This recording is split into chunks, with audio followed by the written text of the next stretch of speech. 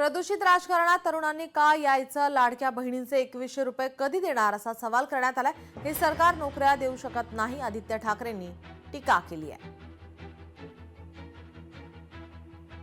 की हे जे काही सगळं चाललेलं आहे, मी आता शहरांवर बोललो, पण प्रकार तसाच सगळीकडे गंभीर आहे. ग्रामीण भागात तसाच गंभीर आहे. भ्रष्टाचार आपण पाहतोय, सगळीकडे क्लीन चिट्या दिल्या जात आहेत. पण एका बाजूला जे आम्ही टीव्हीवर दृश्य पाहतो आणि मध्ये मुख्यमंत्री महोदयांनी जे सांगितलं की मी 35च्या खालती जे मुलं आहेत किंवा तरुण मुलं आहेत त्यांना आम्ही तिकीट देऊ, 35% की 40% तिकीट देऊ तरुणांना महानगरपालिकेमध्ये. पण नेमकं तरुणांनी या राजकारणामध्ये कसं यायचं, काय यायचं?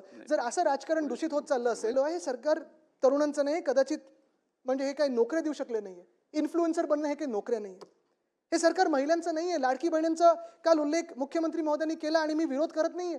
पण हाच प्रश्न आहे माझा की लाडकी बहिणींना आपण जे सांगताय की ही चांगली योजना आणि त्याच्यावर कोणी टीका करू नये. आम्ही टीका नाही करत आहे, प्रश्न विचारतोय की 2100 रुपये कधी देणार? जे शेतकऱ्यांसाठी आपण निवडणुकीत सांगितलं होतं की हे सरकार नेमकं कोणाचं? ते शेतकऱ्यांचं आहे. आम्ही कर्जमाफी करू, ती कर्जमाफी 7/12 कुठे आहे? लोकशाही मराठी ऐका, पहा, जागरूक रहा.